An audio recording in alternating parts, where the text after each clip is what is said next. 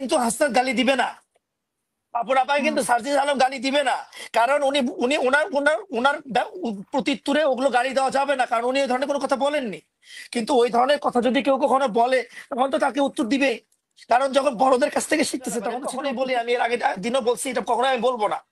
সবচেয়ে বেশি চাঁদাবাজি করতে, সবচেয়ে বেশি মানে ওপেন, মানে ওপেন সিক্রেট হয়ে গেছে এটা, যে সরকারি কর্মকর্তারা এটা করতেছে।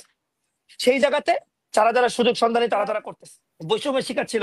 এইরকম 50-এর অধিক অফিসার আছেন সৎ এবং যোগ্য, যাদেরকে বৈষম্যের শিকার করা হয়েছিল, তাদেরকে উনি পদ দেন নাই।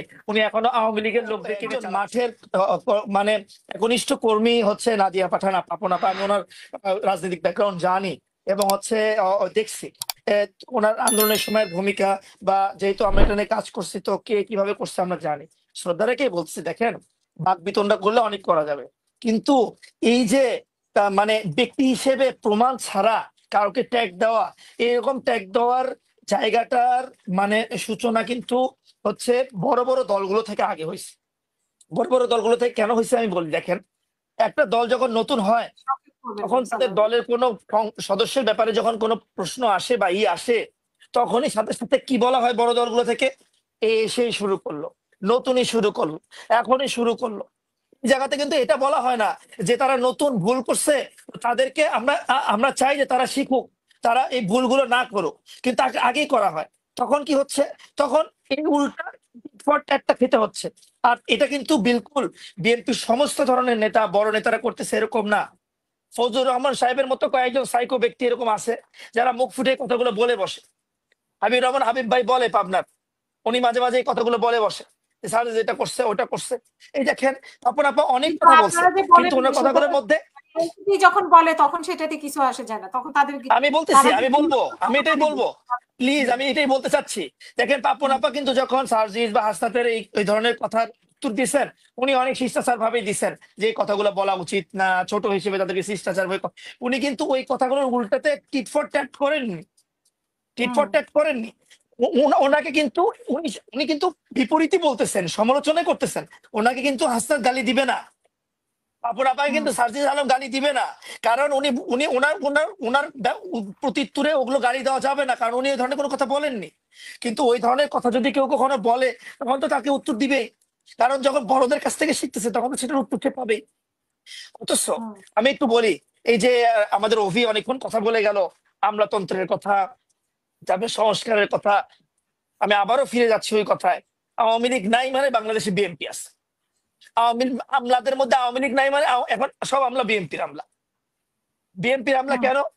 বিএনপির আমলা এই জন্য যে প্রত্যেক যারা বৈষম্যের শিকার, তারা প্রত্যেকে এসে বলছে আমাদের 15 বছরে চাকরি দেয়নি, আমাদের 15 বছরে বৈষম্য করে রাখছে। কেন বাবা, আপনাকে কেন বৈষম্য করে রাখছে?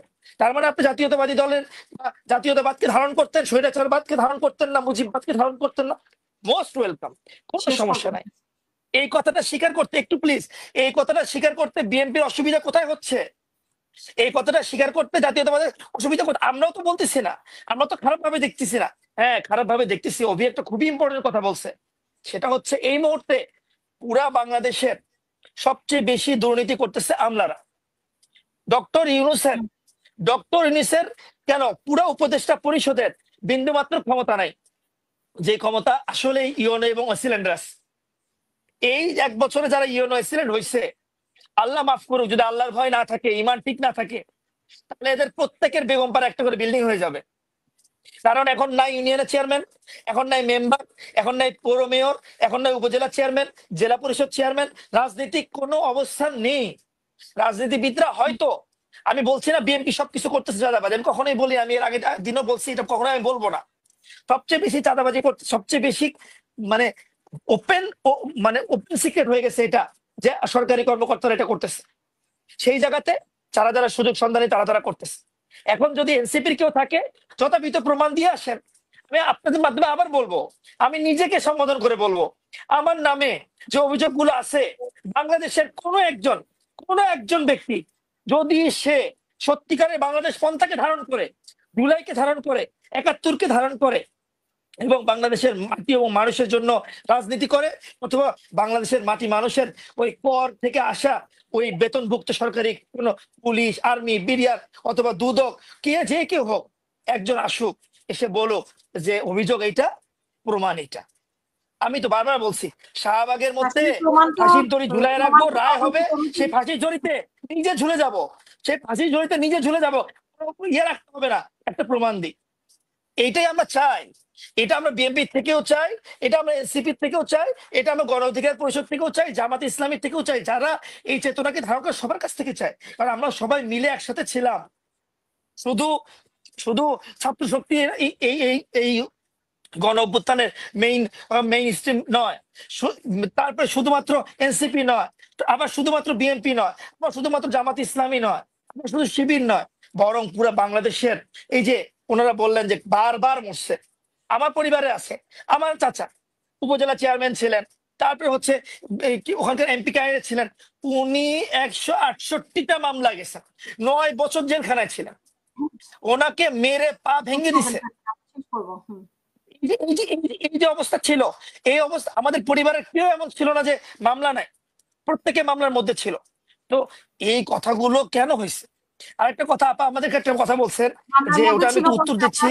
তখন কি ছিলেন? তখন আপনারা কোন দলের, মানে মামলার মধ্যে ছিল বলতে কোন আমার দলের পুরা ছিলেন? পরিবার, আমার পুরা পরিবার বিএনপি পরিবার ছিল, আওয়ামী লীগের চক্ষুফুল ছিল আমাদের এলাকাতে। বগুড়াতে সোনাতলা থানাতে খবর নিয়ে দেখেন, সেখানে ছিল। এমনকি আমার তাহলে তো মানে আপনি দূর জানেন সম্পর্কে, বিএনপির অবদানটা, আপনি জানেন বিএনপির মানে আমি নির্যাতনের তো অস্বীকার ইতিহাস করছি না, কিন্তু 5ই আগস্টের নির্যাতনের পরে এনসিপির পরিবর্তন হয়নি শুধু। আমি একটা কথা বলি, এইটা ওইটার উত্তর। যখন বলে ছোট বাচ্চারা দেশ চালাতে পারবে না, যখন বলে ছোট বাচ্চাদের কোনো অবদান নেই, এটার উত্তর হলো এটা, যে হচ্ছে আপনারাও পারেননি। এটা রাজনীতিক একটা ভাষা, এটাতে যখন ওই জায়গা থেকে আসে তখন এই জায়গা থেকে যায়।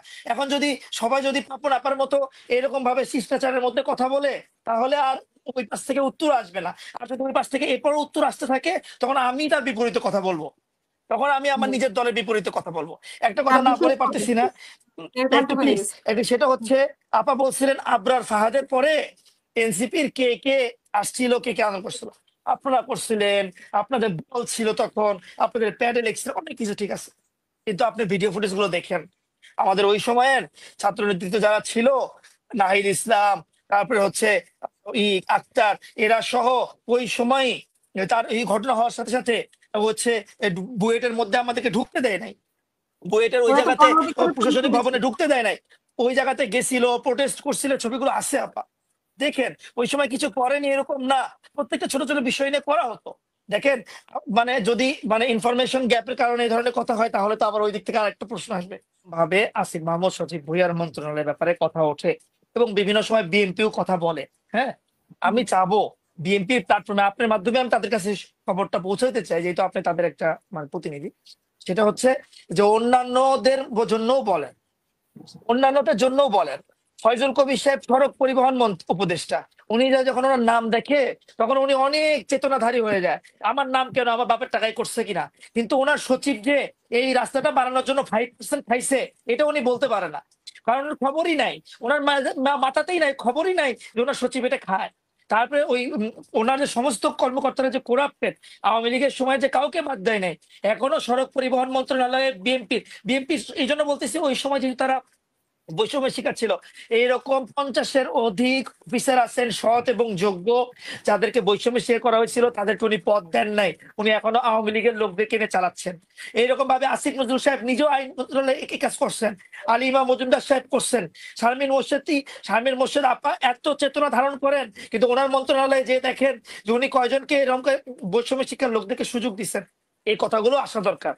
গণহারে শুধুমাত্র পাথরকাণ্ডেই দেখেন না কেন, আমি এটাকে এই যে বিএনপির নামে 1500 মামলা টামলা করছে, এটা আমারও ব্যক্তিগত পছন্দ না। কারণ এই ধরনের বড় মামলা করলে আসল লোকেরা হারায় যায়, আসল আসল যারা চোর তাদেরকে পাওয়া যায় না।